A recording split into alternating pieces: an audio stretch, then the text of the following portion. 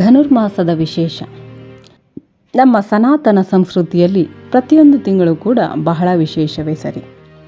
ಆದರೆ ಅದರಲ್ಲಿಯೂ ಈ ಧನುರ್ಮಾಸದಲ್ಲಿ ವಿಶೇಷ ಆಚರಣೆ, ವ್ರತ, ಅನುಷ್ಠಾನ, ಭಕ್ತಿ ಎಲ್ಲವೂ ಸ್ವಲ್ಪ ಜಾಸ್ತಿನೇ ವಿಶೇಷವಾಗಿರುತ್ತೆ. ಅಂದರೆ ಅತ್ಯಂತ ಮಹತ್ವವನ್ನು ನೀಡಲಾಗಿದೆ ಇಲ್ಲಿ. ವ್ರತದ ಆಚರಣೆಗೆ, ಅನುಷ್ಠಾನಕ್ಕೆ, ಭಕ್ತಿಗೆ, ವಿಶೇಷವಾದಂತಹ ಆಚರಣೆ ಎಲ್ಲದಕ್ಕೂ ಈ ಧನುರ್ಮಾಸದಲ್ಲಿ ಒಂದು ಮಹತ್ವವನ್ನು ನೀಡಲಾಗಿದೆ. ಕಾರಣಗಳು ಹಲವಾರು ಇದ್ದಾವೆ.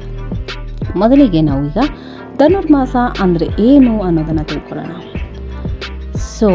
ಧನುರ್ಮಾಸ ಅಂದರೆ ಮಾರ್ಗಶಿರ ಮಾಸದ ಸಂಕ್ರಮಣದ ದಿನ ಸೂರ್ಯನು ವೃಶ್ಚಿಕ ರಾಶಿಯಿಂದ ಕ್ರಮಿಸಿ ಧನುರ್ರಾಶಿಗೆ ಪ್ರವೇಶ ಮಾಡುತ್ತಾನೆ. ಒಂದು ತಿಂಗಳ ಕಾಲ ಅಂದರೆ 30 ದಿನ ಒಂದು ರಾಶಿಗೆ ಪರಿಮಿತಿ. ಈ ಒಂದು ತಿಂಗಳು ಧನುರ್ರಾಶಿಯಲ್ಲಿ 30 ಡಿಗ್ರಿಯಲ್ಲಿ ಕ್ರಮಿಸುವುದರಿಂದ ಈ ಮಾಸಕ್ಕೆ ಧನುರ್ಮಾಸ ಎಂದು ಹೆಸರು. ಈ ಮಾಸಕ್ಕೆ ಮಾರ್ಗಶಿರ ಮಾಸ ಎಂದು ಹೆಸರು ಬರಲು ಕಾರಣ, ಚಂದ್ರನು ಪೌರ್ಣಮಿಯಂದು ಮೃಗಶಿರ ನಕ್ಷತ್ರದಲ್ಲಿ ಇರುವುದರಿಂದಲೇ ಮಾರ್ಗಶಿರ ಮಾಸ ಎಂದು ಕರೆಯಲಾಗುತ್ತದೆ. ಇದಕ್ಕೆ ಇನ್ನೊಂದು ಕಾರಣವೂ ಕೂಡ ಇದೆ. ಹೇಮಂತ ಋತುವಿದು, ಬಹಳ ಚಳಿ. ಈ ಚಳಿಗೆ ಮನುಷ್ಯನ ದೇಹವು ಬಿಲ್ಲಿನಂತೆ ಬಗ್ಗಿಬಿಡುತ್ತದೆ. ಆದ್ದರಿಂದ ಧನುರ್ಮಾಸ ಅಂತ ಕೂಡ ಕರೀತಾರೆ. ಧನುರ್ಮಾಸದ ಮಹತ್ವವಾದರೂ ಏನು? ಧನುರ್ಮಾಸದ ಮಹತ್ವವನ್ನು ನಾವು ತಿಳಿಬೇಕಾದ್ರೆ ಅದಕ್ಕೂ ಮುಂಚೆ ನಾವು ಭಗವದ್ಗೀತೆಯ ಒಂದು ಅಂಶವನ್ನು ನಾವಿಲ್ಲಿ ಜ್ಞಾಪಿಸ್ಕೋಬೇಕಾಗುತ್ತೆ. ಸಾಕ್ಷಾತ್ ಭಗವಂತನು ಮಾಸನ ಮಾರ್ಗಶೀರ್ಷೋಸ್ಮಿ ಎಂದಿದ್ದಾನೆ. ಅಂದರೆ ಈ ಮಾಸಗಳಲ್ಲಿಯೇ ಮಾರ್ಗಶಿರ ಮಾಸನಾಗಿದ್ದಾನೆ ಎನ್ನುತ್ತಾನೆ.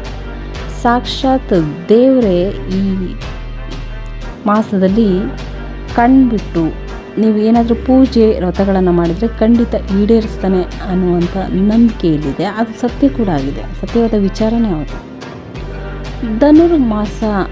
ಮಾಸದಲ್ಲಿ ಪೂಜಾ ವ್ರತಗಳನ್ನು ಯಾವ ವಿಧಾನದಲ್ಲೆಲ್ಲ ಮಾಡಬೇಕಾಗುತ್ತೆ? ಧನುರ್ಮಾಸ ಅಂದರೆ ಶೂನ್ಯ ಮಾಸ ಎಂದು ಅರ್ಥೈಸ್ಬಿಟ್ಟಿದ್ದಾರೆ ಎಲ್ಲರೂ. ಆದರೆ ಈ ತಿಂಗಳಲ್ಲಿ ಶುಭ ಕಾರ್ಯಗಳನ್ನು ಮಾಡಬಾರ್ದು ಅಂತ ಹೇಳಿದ್ದಾರೆ.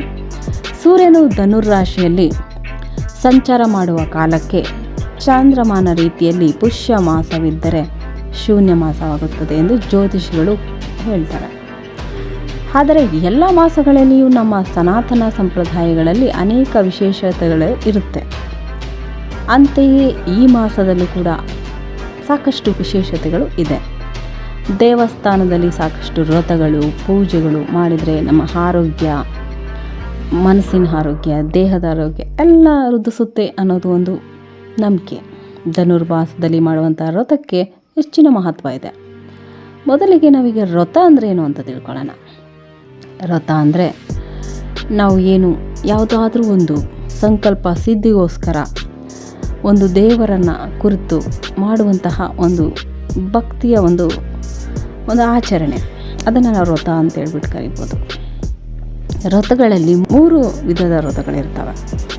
ಒಂದು ನಿತ್ಯ ವ್ರತ, ನೈಮಿತ್ತಿಕ ವ್ರತ, ಕಾಮ್ಯ ವ್ರತ. ದಿನನಿತ್ಯ ಪ್ರತಿನಿತ್ಯ ನಾವು ಏನು ಪೂಜೆ ಮಾಡುತ್ತೇವೆ ಅದು ನಿತ್ಯ ವ್ರತ. ನೈಮಿತ್ತಿಕ ವ್ರತ ವರ್ಷಕ್ಕೊಂದು ಸಲ ಅಥವಾ ಒಂದು ತಿಂಗಳಿಗೊಮ್ಮೆ ಅಥವಾ ಒಂದೆರಡು ತಿಂಗಳಲ್ಲಿ ಒಂದೆರಡು ದಿನ ಮಾಡುವಂತಹ ವ್ರತಗಳಿಗೆ ನಾವು ನೈಮಿತ್ತಿಕ ವ್ರತ ಅಂತ ಕೂಡ ಹೇಳ್ತೇವೆ. ಕಾಮ್ಯ ವ್ರತ, ಹೋಮಗಳು, ಯಜ್ಞಗಳು ಅವುಗಳೆಲ್ಲ ಕಾಮ್ಯ ವ್ರತಗಳಾಗ್ತವೆ, ಹೋಮಗಳು, ಯಜ್ಞಗಳು. ಇಲ್ಲಿ ಧನುರ್ಮಾಸವು ನೈತಿಕ ವ್ರತವು ಹೇಗೆ ವರಮಹಾಲಕ್ಷ್ಮಿ ವ್ರತವನ್ನು ಆಚರಿಸ್ತೇವೋ ಹಾಗೆಯೇ ಧನುರ್ಮಾಸದಲ್ಲಿ ಕೂಡ ಆಚರಿಸ್ತೇವೆ. ಲಕ್ಷ್ಮೀ ಪೂಜೆಯನ್ನು ವ್ರತವನ್ನು ಕೂಡ ಈ ಧನುರ್ಮಾಸದಲ್ಲಿ ಕೆಲವರು ಮಾಡ್ತಾರೆ. ಪ್ರತಿದಿನ 30 ದಿನವೂ ಧನುರ್ಮಾಸದಲ್ಲಿ ಲಕ್ಷ್ಮೀ ಪೂಜೆಯನ್ನು ಅಥವಾ ಪಾರ್ವತಿ ಪೂಜೆಯನ್ನು ಅಥವಾ ಶ್ರೀಕೃಷ್ಣನ ಪೂಜೆಯನ್ನು, ವಿಷ್ಣು ಪೂಜೆಯನ್ನು ಮಾಡಿದರೆ ಅವರಿಗೆ ಖಂಡಿತ ಅವರ ಮನಸ್ಸಿನ ಆಸೆಗಳು ಈಡೇರ್ತವೆ. ಧನುರ್ಮಾಸದಲ್ಲಿ ದೇವಸ್ಥಾನಗಳಲ್ಲಿ ಸೂರ್ಯೋದಯಕ್ಕೆ ಮುಂಚೆ ಎದ್ದುಬಿಟ್ಟು ಬ್ರಾಹ್ಮಿ ಮುಹೂರ್ತದಲ್ಲಿ ಪೂಜೆಯನ್ನು ಮಾಡ್ತಾರೆ. ಸ್ನಾನ, ವ್ರತ, ದೇವರ ದರ್ಶನ, ಆ ಕೃಷ್ಣ ವಿಷ್ಣು ದೇವಾಲಯಗಳಲ್ಲಿ ಸಾಕಷ್ಟು ವಿಶೇಷವಾದ ತುಂಬ ಅದ್ಧೂರಿಯಿಂದ ಪೂಜೆ ಕಾರ್ಯಗಳು ನಡೆಯುತ್ತೆ. ಶಿವನ ದೇವಾಲಯಗಳಲ್ಲಿ ಶಿವಪಾರ್ವತಿ ದರ್ಶನ ಮಾಡ್ತಾರೆ ಎಲ್ಲ ಹೋಗಿ. ನವಗ್ರಹ ಪೂಜೆಗಳು ನಡೆಯುತ್ತೆ. ಅಶ್ವತ್ಥ ಪ್ರದಕ್ಷಿಣೆ ಹಾಕೋದಿರ್ಬೋದು, ವಸ್ತ್ರ ನಿಯಮ ಇರ್ಬೋದು, ಆಹಾರ ನಿಯಮ ಇವೆಲ್ಲವೂ ಬಹಳಷ್ಟು ವಿಶೇಷವಾಗಿರ್ತವೆ. ಸೂರ್ಯೋದಯಕ್ಕೆ ಮುಂಚೆ ಎದ್ದು ಸ್ನಾನ ಮಾಡೋದಿರ್ಬೋದು, ಶುಭ್ರವಾದ ವಸ್ತ್ರ ಧರಿಸ್ಕೊಂಡು ಪ್ರಸಾದದ ನೈವೇದ್ಯಗಳನ್ನು ತೆಗೆದುಕೊಂಡು ಹೋಗ್ಬಿಟ್ಟು ಆ ಚಳಿಯಲ್ಲಿ, ಕೊರೆಯುವ ಚಳಿಯಲ್ಲಿ ದೇವರಿಗೆ ಹೋಗಿ ಅರ್ಪಿಸ್ಕೊಂಡು ಭಕ್ತಿಯಿಂದ ಪ್ರಾರ್ಥನೆ ಮಾಡೋದಿರುತ್ತಲ್ಲ, ಅದು ಖಂಡಿತವಾಗಿಯೂ ಮನಸ್ಸಿಗೆ ಏನೋ ಒಂಥರ ಮುದ ನೀಡುತ್ತೆ. ವೈಷ್ಣವ ದೇವಾಲಯಗಳಲ್ಲಿ ಧನುರ್ಮಾಸದಲ್ಲಿ ಸ್ವಲ್ಪ ಹೆಚ್ಚಿಗೆ ಆರಾಧನೆಗೆ ಮಹತ್ವವನ್ನು ನೀಡ್ತಾರೆ. ಸಾಕ್ಷಾತ್ ಮಹಾಲಕ್ಷ್ಮಿಯ ಅವತಾರವೇ ರೂಪವಿದ್ದಂತೆ ಅಲ್ಲಿ ಲಕ್ಷ್ಮೀ ವಿಗ್ರಹಗಳಿಗೆ ಸಾಕಷ್ಟು ಭಕ್ತಿಯಿಂದ ಪೂಜೆ ಮಾಡಿಕೊಳ್ತಾರೆ. ಇದ್ರ ಮೂಲಕ ಅಷ್ಟೇ ಅಲ್ಲದೆ ಶ್ರೀಕೃಷ್ಣನನ್ನು ಕೂಡ ಸಾಕಷ್ಟು ಭಕ್ತಿಯಿಂದ ಶ್ರದ್ಧೆಯಿಂದ ಪೂಜೆ ಮಾಡಿ ಶ್ರೀಕೃಷ್ಣನನ್ನು ಒಲಿಸಿಕೊಳ್ಳಲು ಕೂಡ ಅವರು ಪೂಜೆ ವ್ರತಗಳನ್ನು ಮಾಡ್ತಾರೆ. ಅದಕ್ಕಾಗಿ ಇಂದಿಗೂ ಕೂಡ 4000 ದಿವ್ಯ ಪ್ರಬಂಧ ಪದ್ಯಗಳಲ್ಲಿ ಗೋದಾದೇವಿ ಆಡಿದಂಥ 8 ಸಾಲುಗಳ 30 ಪದ್ಯಗಳು ಭಕ್ತಿ ಸಾಹಿತ್ಯಕ್ಕೆ ಮೇರುಕೃತಿಯಾಗಿದೆ. ಇದರಲ್ಲಿ ಈ ಎಲ್ಲ ಮೇರುಕೃತಿಗಳಲ್ಲಿ ಭಗವಂತನನ್ನು ವರ್ಣಿಸಿದ್ದಾರೆ. ದೇವರನ್ನು ಹೇಗೆ ಆರಾಧಿಸಬೇಕು, ಹೇಗೆ ತನು ಮನ ಧನಗಳಿಂದ ಚಿತ್ತಶುದ್ಧಿಯಿಂದ ನಾವು ಹೇಗೆ ಪೂಜಿಸಬೇಕು, ಹೇಗೆ ಆರಾಧಿಸಬೇಕು, ಹೇಗೆ ಶುದ್ಧವಾದ ಮನಸ್ಸಿನಿಂದ ಪೂಜೆ ಮಾಡಿದರೆ, ಧ್ಯಾನ ಮಾಡಿದರೆ ದೇವರು ನಿಮಗೆ ಒಲಿತಾನೆ, ನಿಮಗೆ ಬೇಕಾದಂತಹ ವರವನ್ನು ನೀಡ್ತಾನೆ ಅನ್ನೋದನ್ನು ಈ ಸಾಹಿತ್ಯ ಕೃತಿಗಳಲ್ಲಿ ತುಂಬ ಅತ್ಯದ್ಭುತವಾಗಿ ವರ್ಣಿಸಿದ್ದಾರೆ. ತಿರು ಎಂದರೆ ಸಂಪತ್ಭರಿತವಾದಂತಹ ಅಂತ ಅರ್ಥ, ಮೋಕ್ಷ ಎಂದು ಕೂಡ ಅರ್ಥ. ಇದು ಒಂದು ಹೆಸರು, ಒಂದು ವ್ರತದ ಹೆಸರು ಕೂಡ. ಭಗವಂತ ಪರಮಪುರುಷನ ದಿವ್ಯ ಸಾನ್ನಿಧ್ಯವನ್ನು ಪಡೆಯಲು ಇಂತಹ ಮೇರು ಸಾಹಿತ್ಯ ಗೀತೆಗಳ ಕಾವ್ಯಗಳನ್ನು ನಾವೆಲ್ಲ ಓದಬೇಕು. ಅವಾಗ ಖಂಡಿತವಾಗಿ ಸಾಕಷ್ಟು ಜ್ಞಾನವನ್ನು ನಾವಾದರೂ ಗಳಿಸ್ಕೋಬೋದು. ಗೋದಾದೇವಿ ಅಂದರೆ ಯಾರು? ಇಲ್ಲಿ ತಮಿಳುನಾಡಿನಲ್ಲಿ ಶ್ರೀವಲ್ಲಿ, ಪುತ್ತೂರಿನಲ್ಲಿ ವಿಷ್ಣು ಚಿತ್ತರ್ ಎಂಬುವರು ಹೇಗೆ ಮಹಾನ್ ಭಕ್ತರೋ ಹಾಗೆಯೇ ಗೋದಾದೇವಿಯನ್ನರು ಕೂಡ ಒಬ್ಬ ದೈವ ಭಕ್ತಿ, ಮಹಾನ್ ಭಕ್ತ ಶಿರೋಮಣಿ. ಸಾಕ್ಷಾತ್ ಭಗವಂತನೇ ಅವರಿಗೆ ದರ್ಶನ ನೀಡಿ ತಮ್ಮ ಬಳಿಯೇ ಅವರಿಗೆ ಕೈಂಕರ್ಯ ಮಾಡಲು ಅವಕಾಶ ಮಾಡಿಕೊಟ್ಟಿದ್ರಂತೆ. ಪ್ರತಿದಿನ ಭಗವಂತನಿಗೆ ತಾವು ಬೆಳೆದಂತಹ ಹೂಗಳನ್ನು, ತುಳಸಿಗಳನ್ನು ಸಂಗ್ರಹಿಸಿ ಮಾಲೆಗಳನ್ನು ಪೋಣಿಸಿ ಭಗವಂತನಿಗೆ ಸಮರ್ಪಿಸುವ ನಿತ್ಯ ಕೈಂಕರ್ಯ ಅವರದಾಗಿತ್ತು. ಅವರ ತುಳಸಿ ವನದಲ್ಲಿ ಸಾಕ್ಷಾತ್ ಭಗವತಿ ಲಕ್ಷ್ಮೀದೇವಿಯು ವಾಸ ಆಗಿರ್ತಾ ಇದ್ಲು. ಹೀಗೆ ಪೆರಿಮಾಳ್ರವರು ಕೂಡ ಆ ಮಗುವನ್ನು ತನ್ನ ಸ್ವಂತ ಮಗಳಂತೆ ಸಾಕಿ ಬೆಳೆಸಿ ಸಂಸ್ಕಾರವಂತೆಯನ್ನಾಗಿ ಮಾಡಿ ಬೆಳೆಸಿರ್ತಾರೆ. ಚಿಕ್ಕಂತಿನಲ್ಲಿಯೇ ಕೃಷ್ಣನ ಅಪಾರವಾದಂತಹ ಭಕ್ತಿಯಾಗಿದ್ದಳು. ಕೃಷ್ಣನ ಬಗ್ಗೆ ಸಾಕಷ್ಟು ಭಕ್ತಿಯನ್ನು ಇವಳು ಹೊಂದಿದ್ಲು. ತನ್ನ ಉಸಿರೇ ಶ್ರೀಕೃಷ್ಣ, ನನ್ನ ಜೀವ ಇರೋದೇ ಕೃಷ್ಣನಿಗಾಗಿ ಅಂತ ಪ್ರತಿ ಕ್ಷಣನೂ ನಾಮಸ್ಮರಣೆ ಮಾಡ್ತಾನೆ ಇದ್ಲು ಶ್ರೀಕೃಷ್ಣಂದ. ಶ್ರೀಕೃಷ್ಣನ ಸ್ಮರಣೆ ಇಲ್ಲದಿದ್ದರೆ ಈ ದೇಹ ಬೇಡ ಎನ್ನುವಷ್ಟು ಅಗಾಧವಾದ ಭಕ್ತಿ ಅವಳಿಗಿತ್ತು. ಪ್ರತಿದಿನ ತಂದೆಯು ಭಗವಂತನಿಗಾಗಿ ಕೊಂಡೊಯ್ಯುತ್ತಿದ್ದಂತಹ ಹೂವಿನ ಮಾಲೆಗಳನ್ನೆಲ್ಲ ಈಕೆ ಮೊದಲೇ ಧರಿಸಿ ಅನಂತರ ಭಗವಂತನಿಗೆ ಸಮರ್ಪಿಸುತ್ತಾ ಇರುತ್ತಾಳೆ. ಕೃಷ್ಣನೇ ತನ್ನ ಪತಿ ಎಂದು ಕೂಡ ಅವಳು ಮನಸ್ಸಿನಲ್ಲಿ ಕೃಷ್ಣನಿಗೆ ಸಮರ್ಪಿಸ್ಕೊಂಡ್ಬಿಟ್ಟಿರ್ತಾಳೆ. ಅಂತಹ ಗೋದಾದೇವಿಯು ಭಗವಂತನ ಸಾನ್ನಿಧ್ಯವನ್ನು ಪಡೆಯಲು ಈ ವ್ರತವನ್ನು ಆಚರಿಸುತ್ತಾಳೆ ಎನ್ನುವುದು ನಾವೆಲ್ಲ ತಿಳ್ಕೊಂಡಿರೋ ಥರ. ತಾನೇ ಗೋಪಿಕೆಯಂತೆ, ಸಖಿಯರೆಲ್ಲರೂ ಗೋಪಿಕಾ ಸ್ತ್ರೀಯರಂತೆ, ಶ್ರೀವಲ್ಲಿ ಪುತ್ತೂರು ಆಕೆಯ ಗೋಕುಲದಂತೆ, ಶ್ರೀಕೃಷ್ಣನ ಜನ್ಮವನ್ನು, ಶ್ರೀಕೃಷ್ಣನ ಲೀಲೆಗಳನ್ನು ಸಾಕ್ಷಾತ್ ಗೋಕುಲದಲ್ಲಿ ಇರುವಂತೆಯೇ ಭಾವಿಸಿ ಈ ವ್ರತವನ್ನು ಕೇವಲ ತನಗಾಗಿ ಮಾತ್ರ ಆಕೆ ಆಚರಿಸಲಿಲ್ಲ. ಈ ಸಮಾಜದ ಉದ್ಧಾರಕ್ಕಾಗಿ ಈ ವ್ರತವನ್ನು ಆಕೆ ಆಚರಿಸಿದ್ಲು. ಈ ಸಮಾಜದಲ್ಲಿರೋ ಎಲ್ಲ ಜನರಿಗೂ ಒಳ್ಳೆಯದಾಗಬೇಕು, ಅವರೆಲ್ಲ ಸಂಪತ್ಭರಿತವಾಗಿ ಬಾಳಬೇಕು, ರೈತರು ಸಾಕಷ್ಟು ಸಮೃದ್ಧಿಯಾದ ಬೆಳೆಗಳನ್ನು ಬೆಳೆದು ಅವ್ರ ಮನಸ್ಸಿನಲ್ಲಿ ಶಾಂತಿ ನೆಲೆಸಲಿ ಅಂತ ಹೀಗೆ ಪರೋಪಕಾರಕ್ಕೋಸ್ಕರ ಎಲ್ರಿಗೂ ಒಳ್ಳೇದು ಮಾಡು ಅಂತ ಹೇಳ್ಬಿಟ್ಟು ಆ ಗೋದಾದೇವಿ ಈ ಧನುರ್ಮಾಸದಲ್ಲಿ ಶ್ರೀಕೃಷ್ಣನ ವ್ರತವನ್ನು ಮಾಡ್ತಾಳೆ. ದಿನವೂ ಒಂದು ಭಗವಂತನ ಮೇಲೆ ಪದ್ಯ ಹಾಡ್ತಾ, ಭಗವಂತನ ವರ್ಣನೆಗಳನ್ನು ಮಾಡ್ತಾ, ತಾನು ಭಕ್ತಿಯಿಂದ ಹಾಡಿ ಹೊಗಳ್ತಾ, ಹೇಗೆ ಗೋಕುಲದಲ್ಲಿ ಶ್ರೀಕೃಷ್ಣ ಅಲ್ಲಿ ತನ್ನ ಜೀವನವನ್ನು ಕಳೆದ ಅನ್ನೋದನ್ನೆಲ್ಲ ಕಥೆಯ ರೂಪದಲ್ಲಿ, ಹಾಡುಗಳ ರೂಪದಲ್ಲಿ ಹೇಳ್ತಾ ಅಲ್ಲಿ ಈ ವ್ರತವನ್ನು ಮಾಡ್ತಾ ಇದ್ದ. ಹೀಗೆ ಈ ಹೇಮಂತ ಋತು ಹೇಮಂತ ಋತು ಅಂದರೆ ಈ ಋತುವಿನಲ್ಲಿ ಬಹಳ ಚಳಿ ಇರುತ್ತೆ.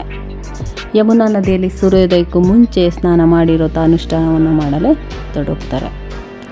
ಯಮುನಾ ನದಿಯ ದಡದಲ್ಲಿರುವ ಮರಳಿನಲ್ಲಿ ತಮ್ಮ ಮನಸ್ಸಿನಲ್ಲಿ ಸ್ಥಾಪಿಸಿಕೊಂಡ ಪಾರ್ವತಿ ಕಾತ್ಯಾಯಿನಿ ಮೂರ್ತಿಯನ್ನು ಈ ಮರಳಿನಿಂದ ಮಾಡಿ ಕಾತ್ಯಾಯಿನಿ, ಮಹಾಮಾಯೆ, ಮಗಯೋಗೀಶ್ವರಿ ಎಂದು ನಾವೇನಾದರೂ ಮಂತ್ರ ಹೇಳ್ತಾ ಭಕ್ತಿಯಿಂದ ಗಂಧ, ಪುಷ್ಪ, ಪತ್ರೆಗಳನ್ನು ಅರ್ಪಿಸಿ ಅದಕ್ಕೆ ನೈವೇದ್ಯವನ್ನು ಕೂಡ ಅರ್ಪಿಸಿ 30 ದಿನಗಳ ಕಾಲ ಈ ವ್ರತವನ್ನು ಮಾಡಿದರೆ ಖಂಡಿತ, ಅಂದರೆ ಈ ಧನುರ್ಮಾಸದ ತಿಂಗಳುಗಳಲ್ಲಿ ವ್ರತವನ್ನು ಆಚರಿಸಿದರೆ ಆ ದೇವಿ ನಿಮಗೆ ಒಲಿದು ಬಿಟ್ಟು ನೀವು ಏನು ಮನಸ್ಸಲ್ಲಿ ಒಂದು ಆಸೆ ಇಟ್ಕೊಂಡಿರ್ತೀರ ಆ ಒಂದು ಇಚ್ಛೆಯನ್ನು ಈಡೇರಿಸ್ತಾರೆ. ಇಂದಿಗೂ ಕೂಡ ಕಾತ್ಯಾಯಿನಿ ವ್ರತವನ್ನು ಯಾರು ಮದುವೆ ಆಗದವರು ಮಾಡುತ್ತಾರೋ ಅವರಿಗೆ ಖಂಡಿತವಾಗಿ ಮದುವೆ ಆಗುತ್ತೆ ಎಂಬುದು ನಂಬಿಕೆ. ಹಾಗೆ ಮುತ್ತೈದೆಯರು ದೀರ್ಘ ಸುಮಂಗಲಿಯಾಗಿ ಬಾಳ್ತಾರೆ. ಕನ್ಯೆಯರಿಗೆ ಉತ್ತಮವಾದಂತಹ ವರ ಸಿಗುತ್ತೆ. ಹೀಗೆ ಎಲ್ರಿಗೂ ಅವರವರ ಮನಸ್ಸಿನ ಆಸೆ ಆಕಾಂಕ್ಷೆಗಳು ಈಡೇರ್ತವೆ. ಆದ್ದರಿಂದ ಈ ಧನುರ್ಮಾಸದಲ್ಲಿ ತಮ್ಮ ಇಷ್ಟಾರ್ಥ ಸಿದ್ಧಿಗಾಗಿ ಧನುರ್ಮಾಸದ ಪೂಜೆಯನ್ನು ಮಾಡಬೇಕು.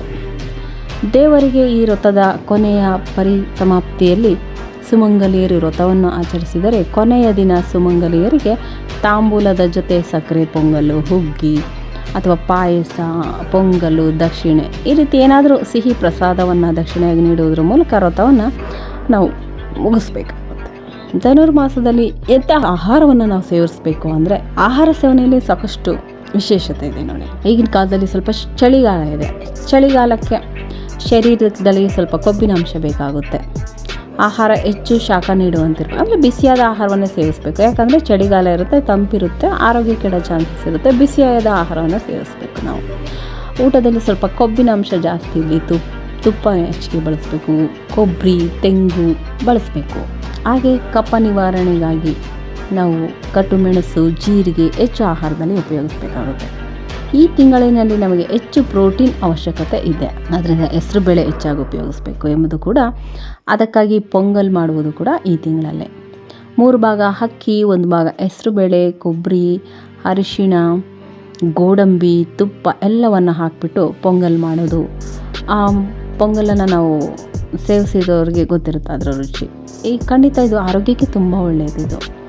ತೆಂಗು, ಇಂಗು ಹೆಚ್ಚಾಗಿ ಬಳಸೋದ್ರಿಂದ ಖಂಡಿತವಾಗಿಯೂ ಆರೋಗ್ಯ ತುಂಬ ಉತ್ತಮವಾಗಿರುತ್ತೆ. ದೇವಾಲಯಗಳಲ್ಲಿ ಆದಷ್ಟು ಧನುರ್ಮಾಸ ಸಂದರ್ಭಗಳಲ್ಲಿ ಬೆಳಗಿನ ಪೂಜೆಗಳು ನಡೆಯುವಾಗ ಈ ಪೊಂಗಲ್ ಪ್ರಸಾದನೇ ಸಾಕಷ್ಟು ಎಲ್ಲ ಕಡೆ ಕೊಡ್ತಾರೆ. ಯಾಕಂದರೆ ಅದಕ್ಕಿರುವಂತಹ ಆ ರುಚಿ ಇರ್ಬೋದು.